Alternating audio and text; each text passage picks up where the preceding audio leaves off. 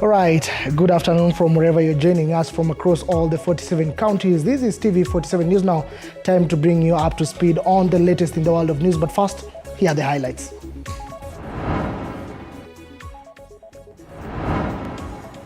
This afternoon, a section of leaders welcome what is now being referred to as President Ruto's handshake with Raila Odinga, even as Azimio stalwarts vow to keep pressure on Kenya Kwanza despite the handshake. 3 children die and their mother left with serious injuries after a fire breaks out at a home in Ikolomani, Kakamega. Walivunja mlango wa nyumba wakaokoa mama na watoto wake watatu. Wakawakimbiza katika hospitali kuu ya Kakamega, lakini kwa bahati mbaya wale watoto wakawa wamesemekana wameaga.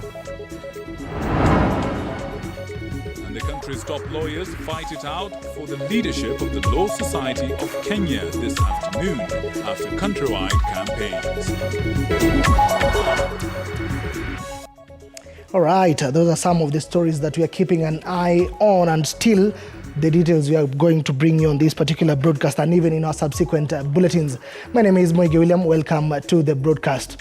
Starting off, the country's top lawyers are all competing for opportunity to lead the powerful Law Society of Kenya in the national elections currently underway this afternoon. Our reporter Paul Kirobi is on the ground and brings us the following report.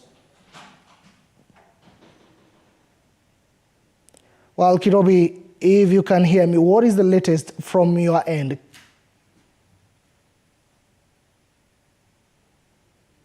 Paul, can you hear me?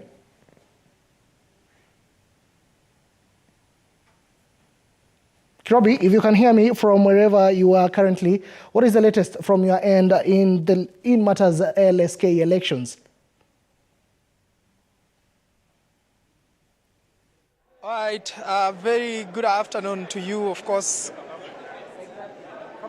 we are coming live to you from the Milimani Law Court currently, right now as we speak. And of course, if you can see just behind me, this is the picture. Of course, there is a very tight race to elect the next president for the position of the President Law Society of Kenya. And of course, at the same time, the lawyers will be electing the council member and of course, at the same time, the representative of the Judicial Service Commission. Right now, as we speak, there's a very tight race that is expected today.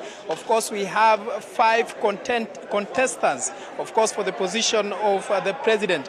We have the first candidate, of course, we have Faith Odhiambo, we have Harriet Boche, we have Kip Koech, Benhard, we have Peter Wanyama and Caroline Kamende. Of course, today more than 15,700 lawyers will be going to the polls to elect the president, council members, and male representative of the Judicial Service Commission. Of course, this election is so important to lawyers because it reflects on the picture of the Law Society of Kenya. I understand that the current president of the Law Society of Kenya, the outgoing president, Eric Theuri, is vying for the position of the Judicial Service Commission representative. And this is one of the positions that is likely to attract a very tight race tonight. Of course, currently, right now, as you speak, the exercise is going just behind me, the Milimani Law Court. But of course, I'm told the tallying process will be conducted at the headquarters of the Law Society of Kenya, Gatanga Road. Of course, earlier on we spoke to a number of senior counsel who expressed their optimism pertaining how the process is going to be and what is expected. Right now, I'm joined by one of the candidates for the position of the president, Peter Wanyama. Of course, just like Ed mentioned earlier on, maybe to hear his insights and what he expects for this particular election. Peter Wanyama, I understand you're one of the candidates for the position of the President Law Society of Kenya. Yes, I'm a candidate for Law Society of Kenya President. My name is Peter Manyonge Wanyama. I voted here at Milimani. The process has been smooth. I have been to the Supreme Court, the other very largest polling center, and so many advocates have turned out. So many advocates.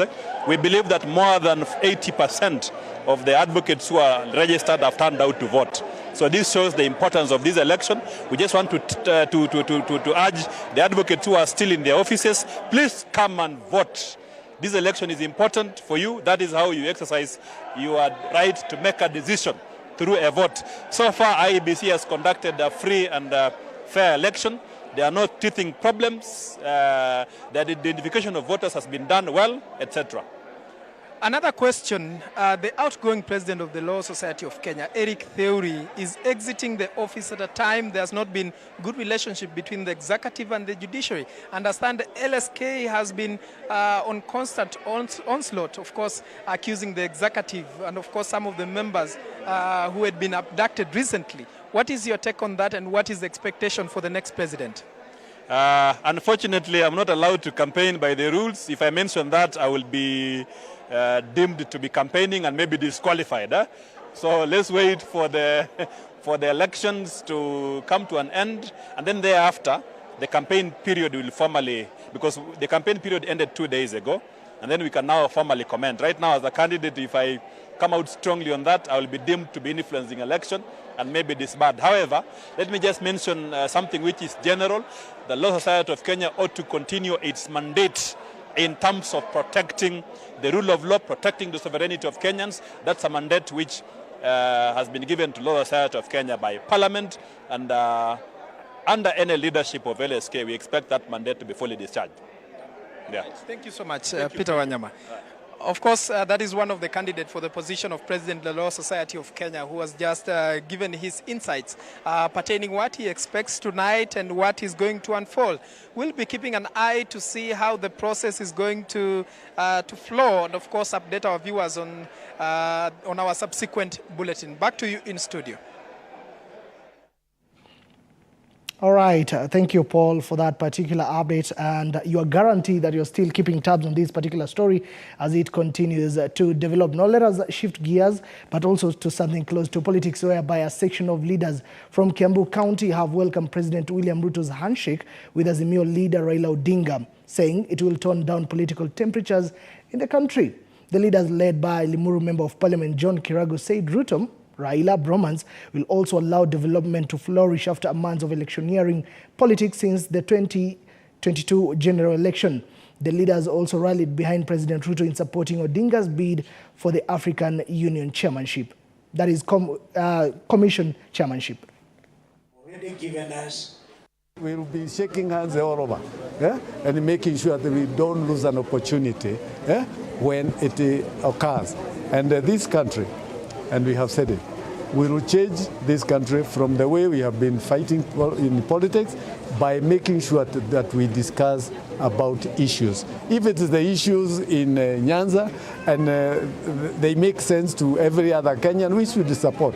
The issues that we have here in Kiambu, we also make sure that we explain to the other people in another part of the country so that they support. So for me, we are getting our acts together to get this country to another level. Right, still on that particular matter of the AUC chairmanship, while the debate on leadership of Azimio la Umoja leader Raila Odinga to participate in the race for the African Union chairmanship, increasing acceleration, some of the leaders of Azimio party in Trans Nzoia County have come out and reiterated the position of keeping pressure on the government if Raila Odinga will be chosen. Saboti Member of Parliament Caleb Hamisi has said Raila Odinga's significant action to join the race to be the chairman of the African Union Commission will not in any way hurt the opposition's efforts in the country, because the opposition wing is strong and will continue its efforts to fight for the desire of the citizens. Hamisi said this when he attended a funeral service in his constituency. Hata kama kuna kazi imepatikana ya Raila, nimesikia Kenya Kwanza ama sijui ni Kenya Kwisha, wanaitwa nani? Wanasema Raila ameenda kule African Union, sasa ati barabara ni nywee. Ati ni kusumbua tu wananchi na kuambia kila kitu unataka wananchi watafanya. Hapa Ethiopia sio mbali. Naambia Ruto usiharibu serikali kwa sababu Raila ameenda. Kwa sababu anaweza organize maandamano akiwa kule Ethiopia tu. Akiwa tu kule Ethiopia ataorganize maandamano. Na sisi ndio tutafanya hiyo maandamano. Sawa sawa. Fanya kazi sawa sawa kwa wananchi, hata utasikia tukikupinga. Na ukifanya mbaya, Raila amejaa vijana, tutawanyorosha. hadi wananchi wafurahie. All right, to a different topic. Nakuru County is owed over 500 million Kenya shillings through the reimbursement process of the NHIF and the Linda Mama Fund. That is according to Nakuru Governor Susan Kehika, who was speaking after a tour at the Nakuru Teaching and Referral Hospital, where she stated that the hospital serves patients from other counties, thereby urging the national government to grant more funds to the hospitals in the county to ensure service to the patients.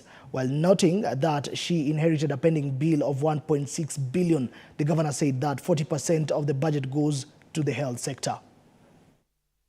Between NHIF and Linda Mama, across the county, we are owed about $500 million shillings. So it's a lot of money for our facilities because we need every penny we can get. Because one of the other bigger challenges that I noticed is a lot of the patients here at Nakuru Teaching and Referral Hospital are not from Nakuru County.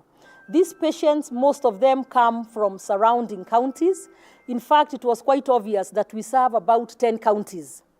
And now the issue that comes with that is I don't have reimbursement from any of those counties, obviously. So we have to take care of those bills, of those patients, and most of them can't even pay, part of what I have seen as I moved around.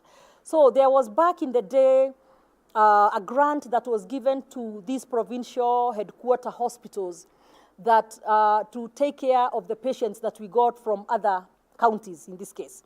That initially Nakuru used to get 600 million. It was then reduced to around 350 million. Now it is zero. Kuna pesa ambaye zinabaki katika national government zinahusiana na mambo ya afya ambaye ni majukumu yangu sasa na Arama twende tuseme iteremshwe katika counties, not in particularly Nakuru County, lakini ziletwe hapa. Leo nimeshangaa watu wanatoka as far as Kisii ambayo wamekuja ambayo wamekuwa referred hapa. Wengi wanataka wapatie waiver, hawana pesa ya kulipa. Lakini ukiangalia tena si watu wengi kutoka hapo, wengi wanatoka nje. Lakini gavana pia anawapea waiver. That is why you cannot sustain this hospital. And the National Council of Churches of Kenya, NCCK, members in Vihiga County have expressed concerns about the recent bromance witnessed between President William Ruto and Azimio Principal Raila Odinga, stating that the move could totally paralyze the oversight role of the opposition wing that is conducted by the opposition wing. Speaking at the Vihiga Friends Church grounds after an election exercise for NCCK officials in Vihiga County, members of the clergy led by NCCK chairperson in the area, Seth Agala, are now calling upon Kenyans to be on the lookout, adding that the kind of collaboration that has emerged between the two factions could create a vacuum in terms of critiquing government activities. They have further called upon the Kenya Kwanza government to go slow on their taxation policies, saying that the recent taxation measures being implemented by the national government are becoming punitive towards Kenyans. Sasa inafanya uwezo wako wao ama income yao inakuja chini. Tumesema serikali kuu iangalie, ione vile inaweza kuhimidi hilo, ione kama vile inaweza kupunguza ushuru kutoka kwa wale ambao wameandikwa kazi. Wakati executive inatoa mipango yake ama inaratibu mipango yake, ikienda kwa bunge, kazi ya bunge ni kuchunguza na kuangalia ya kwamba yote ambayo yanaratibiwa ni kwa manufaa ya mwananchi wa kawaida. Lakini tunaona mara nyingi bunge halijaweza kuwa hivyo. Kwa hivyo kawaida mwananchi amekuwa kitegemea upinzani kuweza kuangalia na kuweza kuyapiga msasa mipango fulani na kuuliza maswali. Lakini sasa vile tumekuwa na ndoa hii ya karibuni ambayo imetokea kati ya upinzani na serikali, tunaona inaenda kubadilisha mustakabali wa kisiasa kidogo, na ndiposa kama kanisa tumesema sasa mwananchi amebaki na kanisa na pengine vyombo vya habari kama nyinyi. Elsewhere, social organizations in Kwale County have started forums to enhance peace and curb insecurity in the areas of Matuga and Msambweni. Among the stakeholders involved in the peace forum are boda operators and county officers. The stakeholders speaking in a workshop in Ukunda noted that gender violence and the increased presence of gangs are among the causes of insecurity and could lead to the problems in future. The forum is led by Muslim Women Advancement of Rights and Protection, CEFA and Samba Sports Youth Agenda to solve the cases of insecurity in the county. huwa yanajificha. Community yetu inajua, tuseme mfano kama masuala ya sexual and gender based violence, watu wana shida zinatokea lakini yanamalizwa kichini chini, si yote yenye yanaletwa peupe. Kwa hivyo hapa tumesoma na kuelimika zaidi ya kwamba ni tukifanya baraza tuelimishe watu wetu zaidi ili waweze kusaidika, wasifiche hizi shida kama hizi. Tutaendelea kuchukua hatua za kukimbia mbio katika jamii ili kufanya mikutano, kuelimisha jamii na kuwasaidia jinsi ya kufuata sheria vile ambavyo inahitajika hiwe, na kuwaelimisha kwa mambo mengi ili amani izidi kuboreshwa na usalama pia uzidi kupatikana, hasa hususan kwa pia hawa wadada zetu ambao ni wanawake, ili waweze pia kusaidika. Bodaboda pia tunahusishwa katika mambo na vipanga. Tunaambiwa pia sisi tunabeba watu wahalifu. Sasa tumeona kwamba kuna umuhimu kwamba sisi ni lazima tutengamane na wale watu wa vipanga, na sisi kazi yetu wa bodaboda kama vile sisi bodaboda tusimame katika msimamo. Na iwapo kwamba tutaona mahali popote kutakuwa na utatanishi, tuzidi na ungano, kwa sababu either tutoe taarifa kwa chifu, tutoe taarifa kwa polisi, kwa sababu vitengo vya usalama vitakuwa pia vinautetea katika hii sekta yetu. All right, and away from that, Naivas Supermarket has opened the doors to its latest branch at Shell Survey Northview along Thika Road that will bring the store count to 103, with these being the 15th along Thika Road. The move that is in line with the retailer's strategic expansion plan of #Beyond 100 will see customers living near Shell Survey to have a closer place to purchase items. We'll expect store 104 and 105 in the next few weeks or months. We still have some few stores that are in the pipeline. Of course, all the stores that we are planning to open are based on feasibility studies that have been put in place. So they are all strategic. These are strategic locations that we have picked as a business based on studies that we've done on those locations. Elsewhere, the highly anticipated 2024 Eldoret National Show, which will incorporate the vast Kenyan agriculture industry and innovation, is set to take place from the 6th to the 9th of March. This year's show is poised to be the biggest. Over 200 exhibitors are set to showcase the innovation and agricultural produce.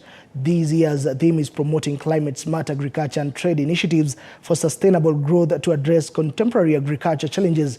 According to the CEO of Agriculture Society of Kenya, Badram Modhoka, they are anticipating the presence of the President William Ruto during the opening of the Eldoret show. New technologies, lots of new innovations to our farmers, to our businesses, and it's our appeal that we pick, adopt what we learn, transfer to our businesses out there, and of course then look at picking about on food security, picking about economic growth. Then we help the government's agenda in terms of achieving those aspects. Climate smart agriculture. Climate smart agriculture, ukiangalia climate imechange. Hata saizi unaona mvua inanyesha wakati yenye hatutarajii, na pengine kiangaza itakuja. So wakulima hapa wakikuja wanafundishwa ama wanaonyeshwa maonyesho kulingana na how to combat ama kufanya ukulima kulingana na change of climate na kuconserve energy. Yenye tuna expect this year compared to last year, we are expecting actually wafika around 200. Like last year tulikuwa na 150, but as per now bado wanaendelea kufika, tumepata 120, and I know by next week tunaweza fika hiyo 200 yenye tunatarajia. So it is actually tunafurahi hata tukiona vile watu